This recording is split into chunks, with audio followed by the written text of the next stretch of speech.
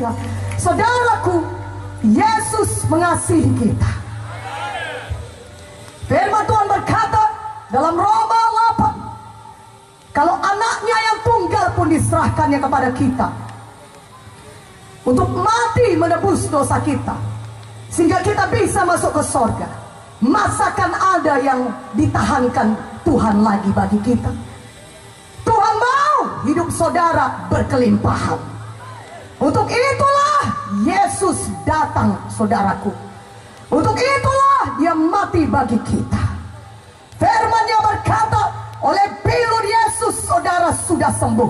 Maka pada malam hari ini, dimanapun saudara berada, percaya firman Tuhan ini, maka saudara akan menerima kesembuhan saudara. Katakan amin. Setan itu jahat. Setan itu datang mencuri, membunuh, dan membinasakan. Yohanes 10 ayat 10 mengatakannya. Itulah pekerjaan setan, membuat saudara sakit. Dia curi damai saudara sehingga saudara stres. Dia curi uang saudara sehingga saudara miskin. Dan dia mau membunuh saudara, mau membinasakan saudara. Tapi puji Tuhan, malam ini saudara sudah mengaku Yesus sebagai juru selamat saudara. Maka setan tidak punya hak lagi bagi saudara dalam hidup saudara. Katakan amin. Dan Tuhan sudah memberikan kuasa kepada kita menjadi anak-anaknya, menjadi anak Bapa di sorga. Wah, luar biasa. Kita sudah menjadi anak Bapa di sorga. Tentulah kita sangat diberkati. Katakan amin. Haleluya. Dan kita memiliki kuasa di dalam nama Yesus, karena kita sudah menjadi anak Bapa di sorga. Karena itu mulai hari ini, pakai kuasa dalam nama Yesus. Usir setan dalam nama Yesus. Sebelum pun dia datang kepada saudara, usir terlebih dahulu dalam nama Yesus. Katakan amin. Dalam nama Yesus, roh kematian, roh pembunuh tidak bisa menjamah saya. Dalam nama Yesus, roh kecelakaan tidak bisa menjamah saya. Dalam nama Yesus. Maka saudara akan lihat Tuhan akan melindungi saudara. Saudara akan lihat setan akan lari, karena dia tidak bisa melawan nama Yesus. Amin. Firman Tuhan berkata, usir setan, lawan setan dalam nama Yesus, maka ia akan lari daripadamu. Pakai kuasa dalam nama Yesus. Amin.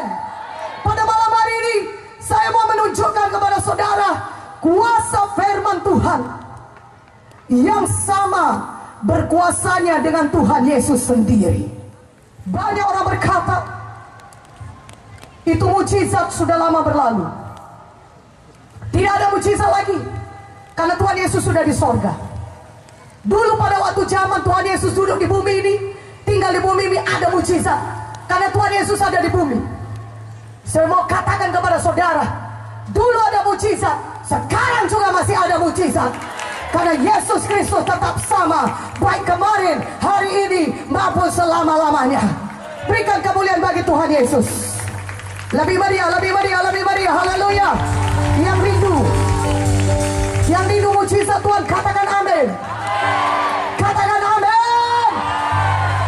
Kuasa firman Tuhan masih ada sampai saat ini, karena Yesus Kristus tetap sama. Amin.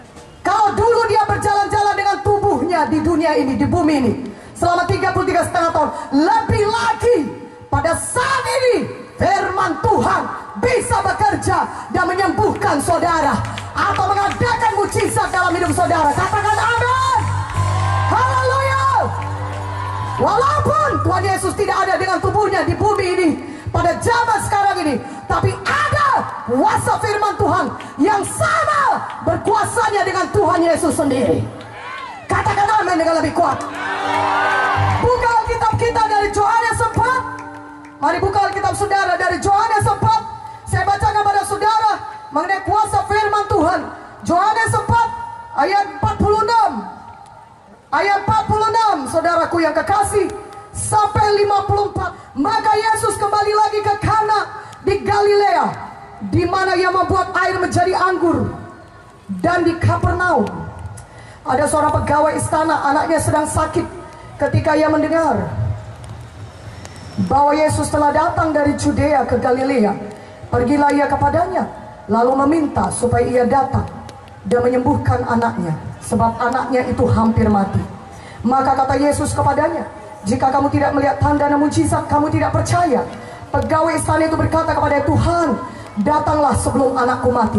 Kata Yesus kepadanya, pergilah, anakmu hidup. Orang itu percaya akan perkataan yang dikatakan Yesus kepadanya, lalu pergi. Ketika ia masih di tengah jalan, hamba-hambanya telah datang kepadanya dengan kabar bahwa anaknya hidup. Ia bertanya kepada mereka, pukul berapa anak itu mulai sembuh? Jawab mereka, kemarin siang pukul 1, demamnya hilang. Maka teringatlah ayah itu bahwa pada saat itulah Yesus berkata kepadanya, anakmu hidup. Lalu ia pun percaya, ia dan seluruh keluarganya. Dan itulah tanda kedua yang dibuat Yesus ketika ia pulang dari Judea ke Galilea. Saudaraku yang kekasih, Yesus kembali ke Kana. Dan di sana pegawai istana dari Kapernaum, saudara, dari daerah Kapernaum mendengar Yesus sudah ada di Kana. Dan pegawai istana ini anaknya sakit, anaknya hampir mati. Ketika dia tahu Yesus ada di Kana, dia jalan dari Kapernaum.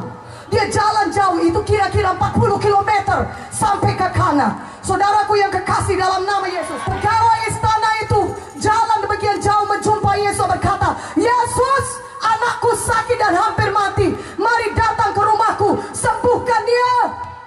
Tetapi Tuhan Yesus berkata kepadanya, engkau mau aku datang kepadanya?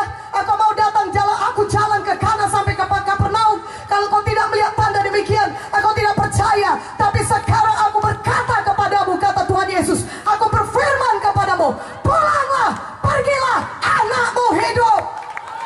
Katakan amin. Dan pegawai istana ini percaya. Dia harus pulang kembali ke rumahnya di Kapernaum. Tapi dia percaya, walaupun Yesus tidak datang ke rumahnya, tapi ada firman Tuhan. Tuhan mengucapkan firman-Nya, pulanglah, anakmu hidup. Dia percaya. Mana aminnya lebih kuat, aminnya? Dia percaya. Maka apa yang terjadi ketika dia berjalan pulang kembali ke Kapernaum? Itu agak jauh. Dia pasti mungkin jalan kaki. Zaman dulu tidak ada mobil yang cepat, 40 km. Dia pulang, ketika dia hampir sampai ke rumahnya, hamba-hambanya dari rumahnya datang kepadanya, Bapak, anakmu sudah sembuh. Dia bertanya, kapan anakku itu sembuh? Kira-kira jam 1 siang, demamnya hilang. Dan dia ingat, ketika itulah Yesus menyampaikan firman-Nya, berkata, pergilah, anakmu hidup. Mana aminnya? Yang mengerti katakan amin.